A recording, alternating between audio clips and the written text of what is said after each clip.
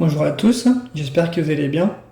Alors aujourd'hui j'aimerais vous faire une vidéo sur le paludisme car j'ai trouvé un médecin, donc le docteur Ferdinand Roux, qui a publié un ouvrage en 1919 dans lequel il va à l'encontre de l'étiologie officielle du paludisme, à savoir que l'origine du paludisme serait un protozoaire.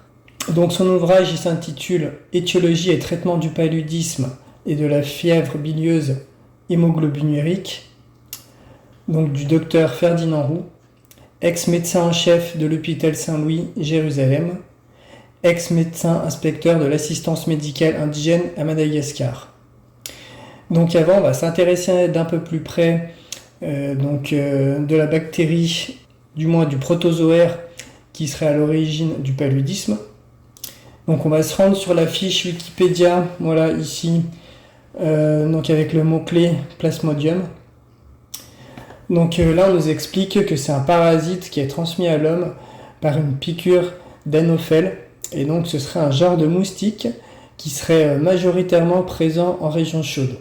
Et donc l'attribution de ce Plasmodium en tant qu'agent pathogène extérieur responsable du paludisme aurait été mis en évidence par Alphonse Laveran en 1880. Donc en 1882, il s'est rendu à Rome pour étudier les paludéens dans la campagne, et là il aurait découvert dans le sang qu'il y aurait également ce parasite qu'il avait trouvé à Constantine. Et en 1898, donc là c'est quelqu'un d'autre cette fois-ci, Ronald Ross, il démontre l'existence du plasmodium dans l'estomac du moustique en question qui s'appelle l'anophèle, ce qui lui a valu l'attribution d'un prix Nobel en 1902, et tandis que Alphonse Laveran lui aussi a reçu le prix Nobel en 1907. On va aller faire un tour sur sa fiche Wikipédia pour voir où est-ce qu'il a travaillé, donc c'est Alphonse Laveran. Et là, si on regarde d'un rapide coup d'œil, on s'aperçoit tout simplement que c'est un microbiologiste qui a travaillé pour l'Institut Pasteur. Il faut savoir que dans les années 1880, c'est vraiment l'âge d'or de la microbiologie, où on s'est mis à attribuer soudainement les microbes aux maladies. Par exemple, c'était le cas pour la tuberculose et la grippe dans ces années-là, entre 1880 et 1890. On avait attribué la grippe et la tuberculose à des bacilles. Et donc avant de revenir sur notre livre sur le paludisme, je vais vous montrer un extrait des aphorismes d'Hippocrate. Du moins il s'agit des commentaires sur les aphorismes d'Hippocrate, donc il s'agit d'une traduction en français. Et donc on va se rendre dans une page du livre. Donc là, aphorisme 11. Quant aux saisons, si l'hiver est sec et boréal, et le printemps pluvieux et austral, il y aura nécessairement en été des fièvres aiguës, des ophtalmies, des dysenteries, les hommes d'une complexion très humide, et les femmes y seront surtout sujets. Cet aphorisme est répété textuellement dans le traité des airs, des eaux et des lieux, et de plus, on y trouve la pensée d'Hippocrate expliquée de la manière suivante. Toutes les fois qu'une chaleur étouffante arrive tout à coup, pendant que la terre est encore humectée par les pluies du printemps et par les vents du midi, l'action du soleil, jointe à la chaleur d'un sol très humide, doit se faire sentir avec beaucoup plus de force. Ajoutez à cela que le ventre n'est pas encore serré, ni le cerveau débarrassé des humeurs, puisque, dans un pareil printemps, toute la substance du corps doit nécessairement être abreuvée de beaucoup d'humidité. Les maladies seront plus courtes si l'été est sec, elles se prolongeront au contraire s'il est pluvieux. Donc voilà, je vous ai lu ce petit passage pour vous montrer qu'en fait, Hippocrate, il accordait énormément d'importance aux conditions extérieures dans le déclenchement des maladies, à savoir les climats et la météo, et également les différents lieux. Et donc vous allez comprendre pourquoi je vous parle de ça quand je vais vous lire les premières pages du livre de Ferdinand Roux sur sa vision du paludisme.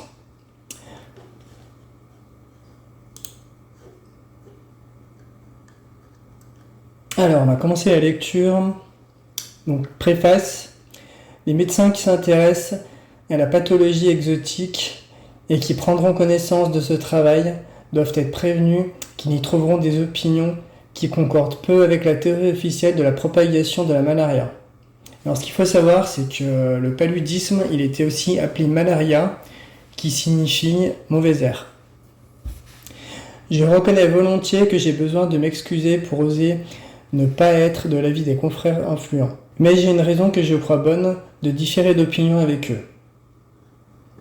Les idées que je défends sont le fruit d'une expérience de 20 années passées dans les régions paludéennes les plus variées. Je me suis cependant pas contenté de mes observations personnelles, mais j'ai fait auprès des praticiens une enquête que je peux affirmer avoir été absolument impartiale. C'est donc le fruit d'une quantité considérable d'observations que je mets sous les yeux du lecteur.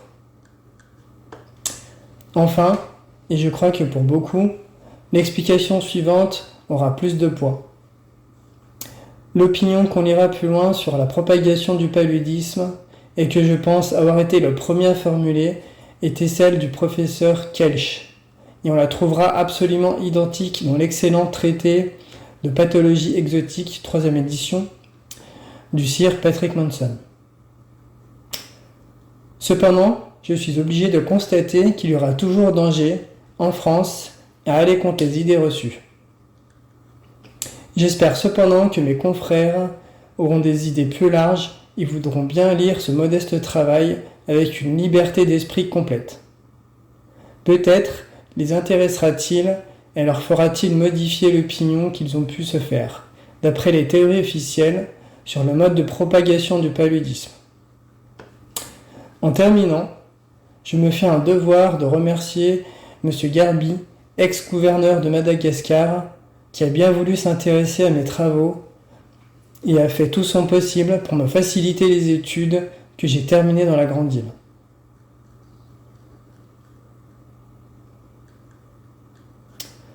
Alors donc maintenant on va débuter la lecture du livre. Le paludisme et la fièvre bilieuse hémoglobinurique, étiologie du paludisme. Jusqu'à ces derniers temps, l'étiologie du paludisme paraissait bien connue et n'était plus discutée. Une longue observation avait semblé démontrer que, pour engendrer la malaria, 3 conditions étaient nécessaires et suffisantes. Terre végétale, humidité, température et ciel élevé. Donc vous voyez quand je fais référence aux conditions extérieures mentionnées par Hippocrate, là on y est vraiment. Partout où ces conditions se trouvaient réunies, la maladie pouvait se développer.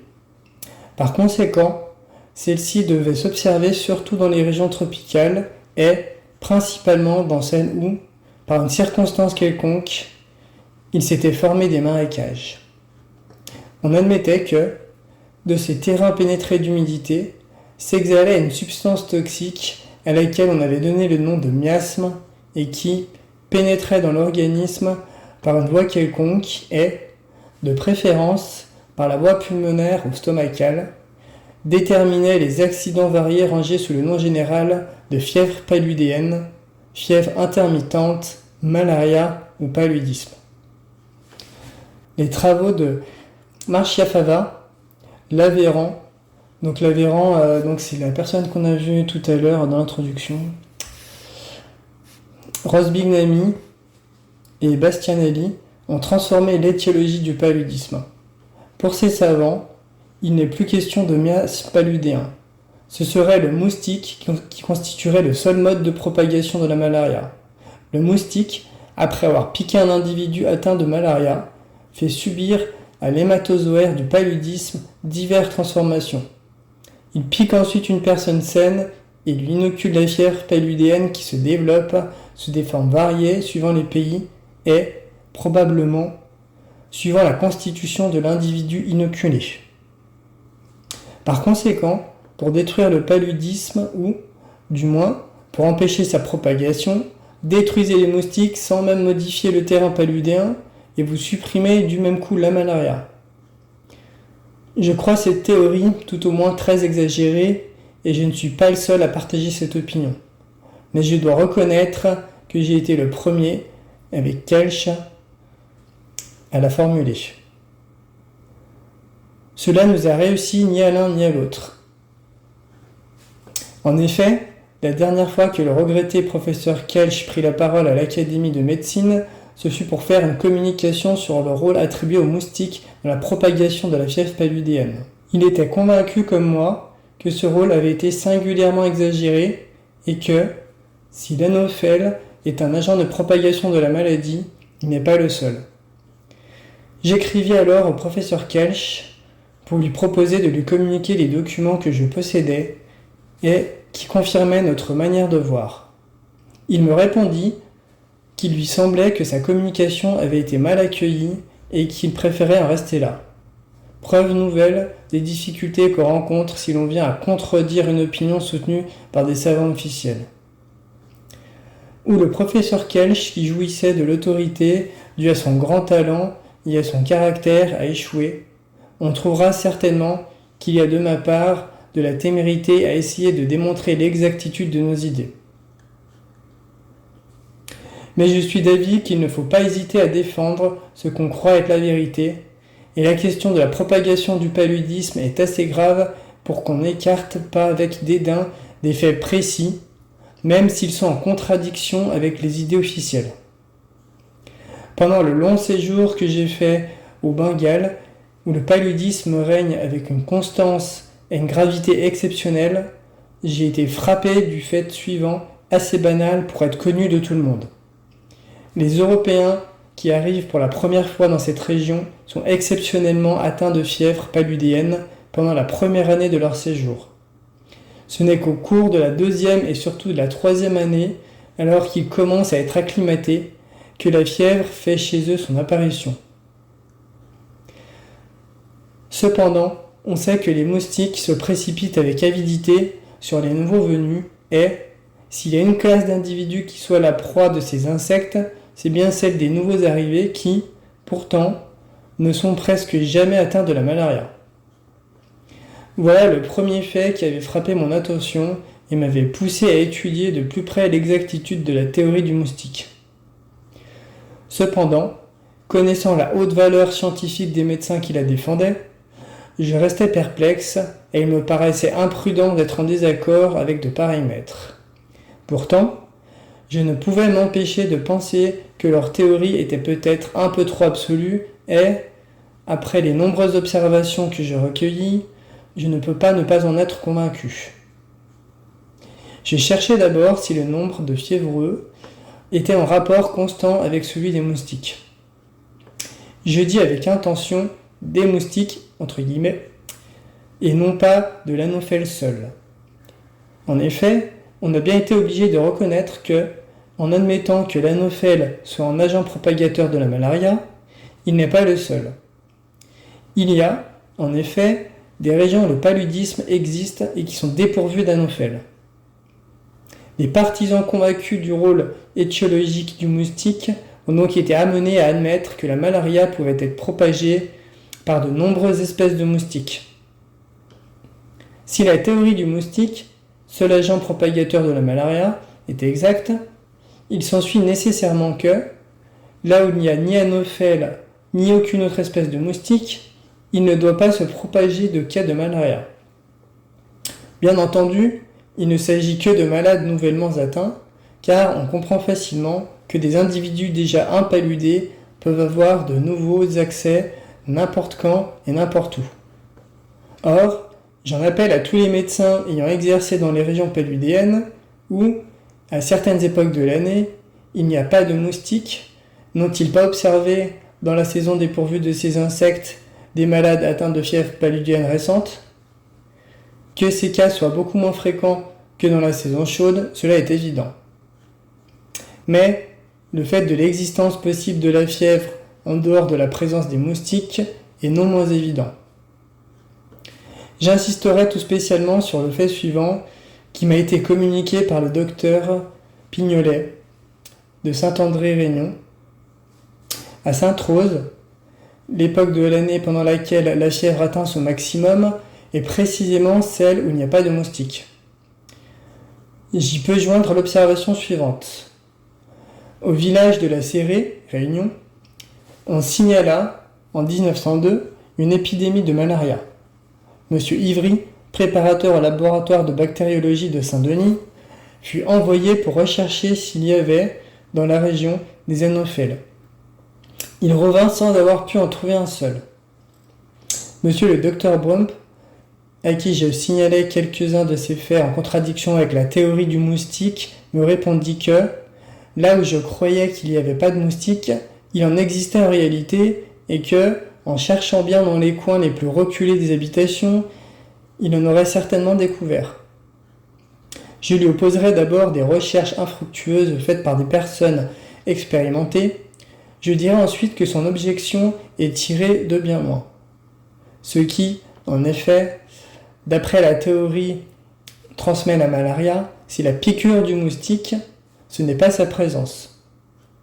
Alors qu'importe, dans le cas actuel, qu'il n'y ait ou qu'il puisse y avoir quelques rares moustiques dans une habitation, s'ils ne piquent pas. Or, à Saint-Louis, au Sénégal, par exemple, pendant les mois de décembre, janvier et février, les moustiques, s'ils en trouvent, sont engourdis et piquent si peu que les personnes qui les redoutent le plus dorment sans moustiquaire et ne sont pas piquées. Cependant, il y a des habitants qui sont atteints de fièvre paludéenne à cette époque de l'année. Plus j'étudiais cette question de la propagation de la malaria par le moustique, et plus je parvenais à recueillir des observations contredisant la théorie. Je n'en citerai que quelques-unes. J'ai exercé pendant 3 ans au Tonkin, dans une localité nommée Onguet. C'est un rocher recouvert d'une mince couche de terre végétale très peu fertile. Jamais je n'y observé un seul cas de fièvre paludéenne parmi le personnel européen, ce qui tient, selon moi, à ce qu'on n'y remuait pas la terre. À 8 km se trouvaient les mines de charbon d'Atou. Là, au contraire, on exécute continuellement des travaux de terrassement, considérables pour mettre à jour le charbon qu'on exploite en carrière.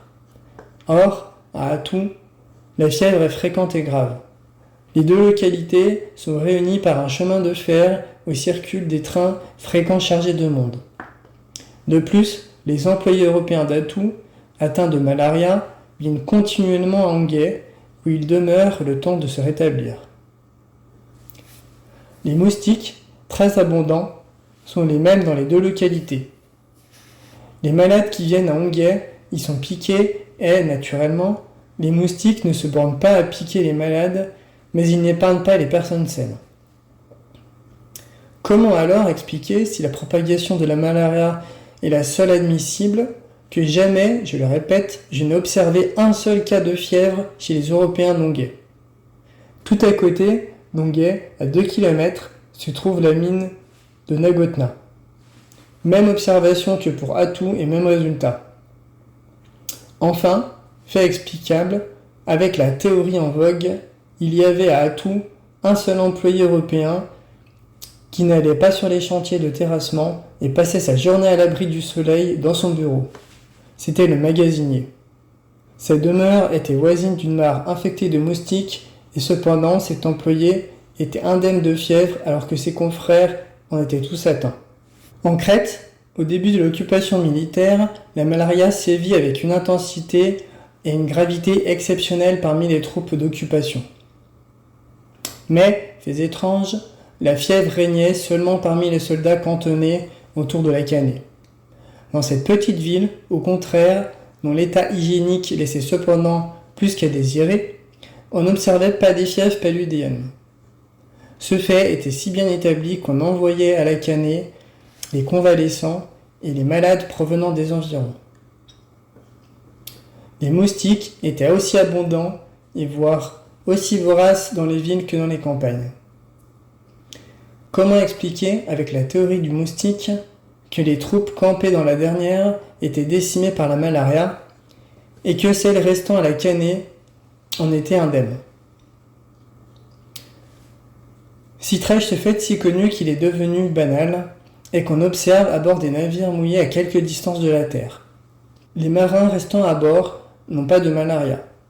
Ceux allant à la Terre en sont atteints. On veut expliquer cette particularité en disant que les moustiques ne peuvent pas s'éloigner beaucoup de la Terre. Mais c'est là une explication qui n'a pu être donnée que par des médecins qui n'ont pas navigué. Ceux qui sont allés dans les pays tropicaux ne savent que trop, par expérience, que les moustiques s'éloignent fort bien de la Terre, surtout quand ils sont portés par le vent. Et j'ai observé de nombreux moustiques sur des navires mouillés à 1800 mètres de la côte, par exemple à Djibouti. À Chandernagore, Bengale, pays couvert d'étangs, la fièvre est générale. Mais tous les habitants savent fort bien qu'il y a certains marais aux environs desquels la malaria sévit d'une manière particulièrement grave et fréquente. Un, entre autres, est bien connu à cet égard. Les moustiques sont les mêmes dans tout le pays et ne sont pas plus nombreux autour des étangs dangereux qu'autour des autres. Dans la dernière épidémie de la malaria de 1913, qui a été d'une gravité telle qu'on donnait une mortalité de 18 à 20 personnes par jour pour une population de 25 000 âmes, tous les Européens, sauf 2, ont été atteints. Cependant, tous se servaient de moustiquaires pendant la nuit. Les 2 seuls habitants épargnés par l'épidémie furent un employé de commerce et moi. À Calcutta, j'ai interrogé sur la théorie du moustique le docteur Puchong, praticien renommé et connaissant admirablement la question du paludisme. Il m'a répondu en me citant ce fait bien connu du reste. Dans une région du bas Himalaya, on observe une fièvre paludéenne colériforme très grave qu'on rencontre aussi aux îles Andaman. C'est bien une forme de paludisme car elle est justiciable de la quinine. Or, il suffit de boire de l'eau provenant d'un certain ruisseau pour courir le risque d'être atteint de cette fièvre. Le père du docteur Puchong en fut victime. On peut se demander, dans ce cas, quel rôle vient jouer le moustique. Pendant la campagne de Madagascar ou, par suite de l'incroyable incurie de l'autorité militaire,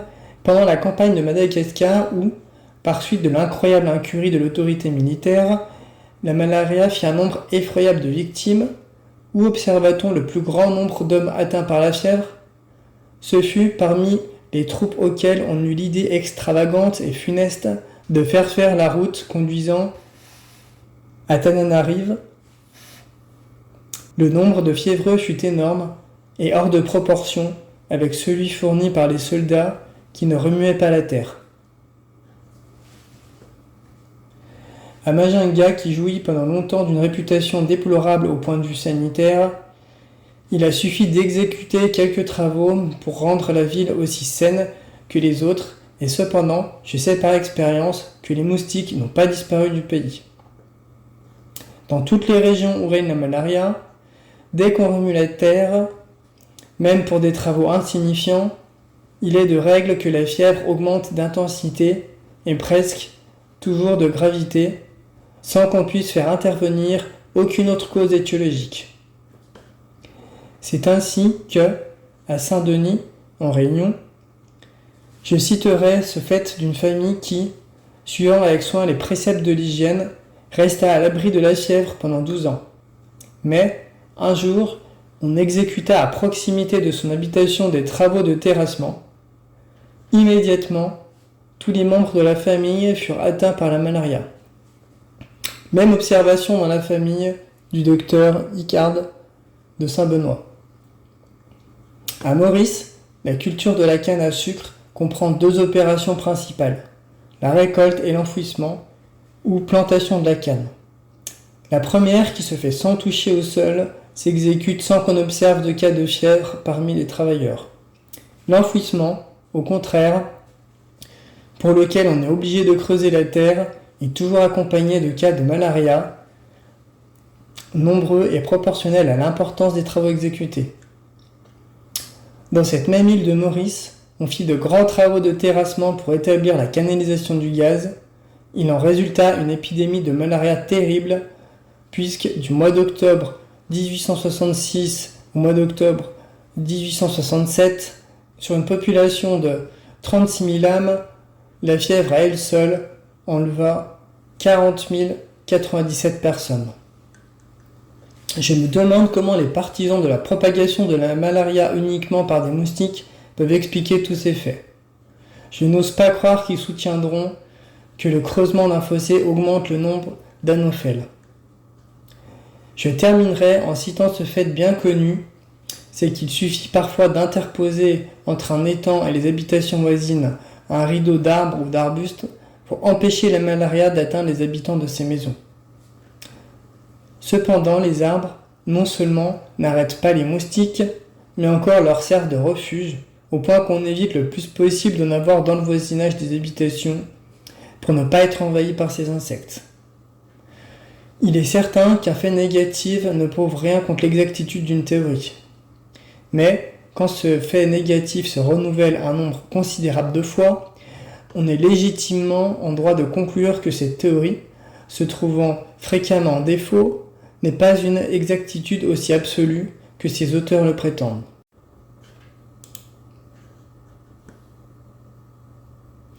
Voilà, donc je m'arrête là pour la lecture, donc j'espère que vous aurez apprécié.